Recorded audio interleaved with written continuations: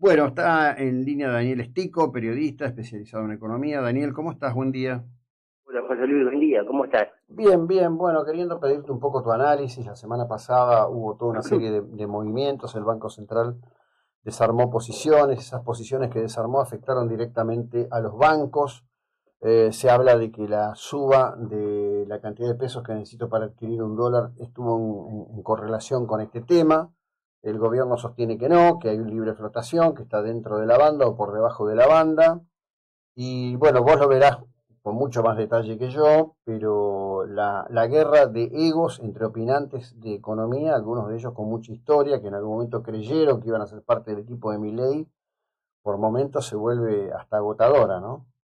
Totalmente de acuerdo, José Luis, realmente tu análisis es impecable y no hay más que coincidir, solo una pequeña corrección, si me permitís. Sí, claro. No es el Banco Central, sino son los bancos los que tienen posición en activos externos y entonces generalmente la reacumulan hacia el fin del mes y la desarman a comienzo. Entonces ahí producen ese fenómeno que se vio entre el 31 de julio y el primero, en el que las reservas bajaron casi 2.000 millones de dólares y el día siguiente subieron. Es un problema de cómputo contable en cuanto a las exigencias de liquidez que les pone el Banco Central, pero son los bancos los que hicieron ese movimiento de activos externos, del cómputo, de cómo contabilizan los activos externos que provocó la baja de reservas y la suba de reservas en el término de un día, y lamentablemente muchos analistas económicos experimentados o tienen amnesia, mala memoria o malas intenciones, lo atribuyeron a que, bueno, los dólares que le va a recibir hoy lunes el Banco Central, el Ministerio del Gobierno, por el segundo desembolso del del Fondo Monetario, que son 2.000 millones de dólares, prácticamente los perdió en un día. Y entonces se genera más ruido en una plaza movida. ¿Por qué? Porque lo que ocurrió en julio técnicamente es un mes siempre atípico como ocurre en diciembre. Se cobra el Mm. medio aguinaldo, los jubilados, los asalariados, etcétera. Entonces hay gente, no mucha, pero hay gente de alto poder adquisitivo que aprovecha esos ingresos extras para cancelar deudas en moneda extranjera o para irse de vacaciones de invierno con los chicos, sea a Brasil, a Chile o a Miami, y hay una demanda adicional puntual siempre ocurre en diciembre y siempre ocurre en julio, Sí. que eso se juntó este año. Y luego se agregó el efecto también de acumulación de vencimientos de deuda, y entonces se vio a la tesorería comprando dólares para pagar más de casi 5.000 millones de dólares de vencimiento de capital en julio, que eso exacerbó la demanda de dólares justo cuando comenzaba el fin de la baja transitoria de las retenciones, que después, 10 días después, el presidente de la Nación en la rural las transformó en permanente. Entonces hubo un problema de oferta y demanda, pero fue un desequilibrio totalmente atípico. Por lo tanto, cuando vos ves los análisis, incluso hoy, este lunes, en los medios especializados, que las consultoras dicen, bueno, se va a estabilizar el tipo de cambio en el nivel del viernes porque julio fue un mes atípico, entonces no se va. Bueno, si julio fue un mes atípico, ¿por qué pensás que el tipo de cambio se va a estabilizar justamente en el punto superior y no en un punto intermedio, ¿no? Ujú. Sí, bueno, ahí hay todo un tema. Viste, uno trata de ofrecer a la audiencia la mayor, no sé si variedad, pero digo, las visiones que hay y demás. Y otra cosa que yo veo que permanentemente están diciendo que uno de los problemas es que no hay un nivel de reserva suficiente. Sin embargo, por otro lado, leo que hay reservas por 41.600 millones de dólares. Recuerdo que en el mejor momento de la convertibilidad se aseguraba que la convertibilidad estaba garantizada por un nivel de reservas del orden de los 30.000 millones de dólares, ¿no? Y eso Exacto. fue, bueno, este, esto genera realmente, porque, a ver, hoy la economía ya no es solo un tema de expertos o entendidos. Cualquier comerciante en cualquier dimensión de relación con un negocio está mirando estas informaciones. Obvio, sí, claro. Y lo está mirando porque también, primero, tenemos un gobierno que apunta hacia la liberación de los mercados. hay plena libertad cambiaria para las personas y parcial para las empresas, porque algunos analistas también malintencionados de los medios están diciendo que persiste el cepo a las empresas.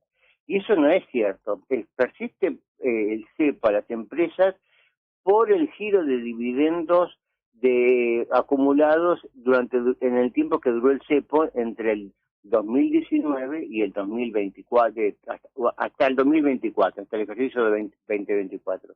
Pero la empresa que necesita comprar insumos, que necesita comprar maquinaria, que necesita tener el giro del negocio y partes en dólares, pues va todos los días al mercado de cambio y compra y vende dólares sin ningún problema. O sea que el problema del cepo es una parte parcial, no es que vos sos empresa, tenés un quit de empresas y no podés operar el mercado del cambio. Eso es totalmente falso.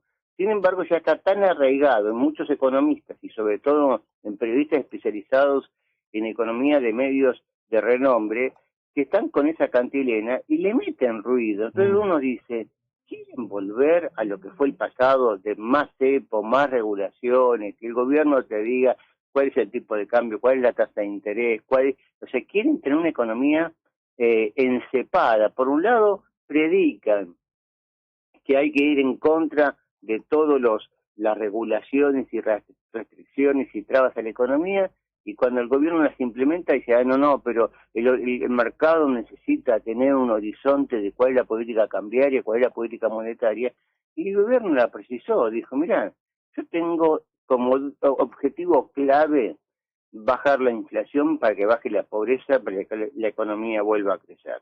Para que eso ocurra tengo que tener superávit en las finanzas públicas. ¿Por qué? Porque yo tengo que tener ingresos superiores a los gastos para poder cubrir los vencimientos del deuda y no tener que todos los días tener presiones en cualquiera de los mercados. Con esa regla tan básica, tan simple, si el sector privado es incapaz de predecir qué va a pasar con la inflación, con la actividad económica, con la necesidad de divisas, estamos en el horno. Entonces, vos decías esa relación que hacen algunas consultoras todavía, el 2025, de la relación de convertibilidad entre reservas y base monetario o circulante. Eso es cosa del pasado, eso es mirar la economía con el espejo retrovisor. ¿Por qué? Porque hoy hay libre flotación. Vos, Jacobo, José Luis, querés comprar dólares. Yo, Daniel Estico, quiero vender dólares. Vamos al mercado y nos ponemos de acuerdo. ¿Viste? Vos me comprás, yo te vendo y no hay ningún problema. Y no tienen por qué moverse la reserva del Banco Central. El Banco Central ya no interviene en el mercado de cambio. Entonces, pero interviene en el mercado de futuros. Entonces, una pastillita simplemente en 2 segundos sobre este punto. El Fondo Monetario mete ruido porque dice el gobierno intervino en el mercado de futuros por 3.000 millones de dólares. Bueno, el oyente tiene que saber que las operaciones en el mercado de futuros, tanto de compra como de venta de dólares, es en pesos. Y se pactan, como en cualquier mercado de futuros, por diferencia de precio.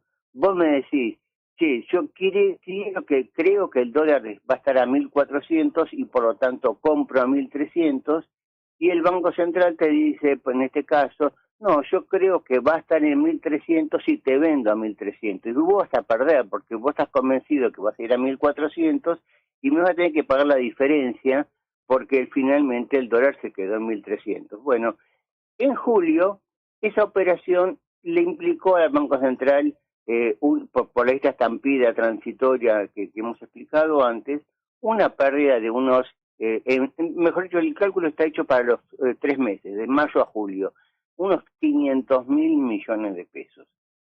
Vos haces la cuenta, 500.000 millones de pesos dividido, un tipo de cambio de 1.300 para hacer simple, son algo así como 400 millones de dólares. Dividido 3 meses son 130 millones de dólares.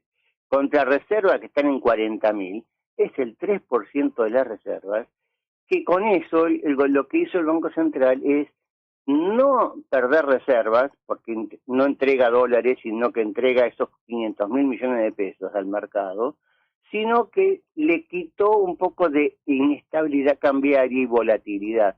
Y con eso, por eso vemos que no hay traslado a precios prácticamente de la suba del tipo de cambio del 14%. Entonces, son medidas sanas que usan todos los países de intervenir en el mercado futuro, pero no intervienen en el mercado de contado. Bueno, a veces, como en otras épocas de Machinea, del mismo gobierno de Macri, etcétera, en que salían a regular el mercado vendiendo dólares, entonces las reservas se hacían puré, los depósitos en dólares en el sector privado por desconfianza se hacían puré. No pasó absolutamente nada de eso. Bueno, gracias por ayudarnos a poner esto en eje, en perspectiva. Te agradezco enormemente. Que tengas un buen día, Daniel. Gracias por llamarme. Un abrazo, José Luis. Bueno, Daniel Estico, periodista especializado en economía.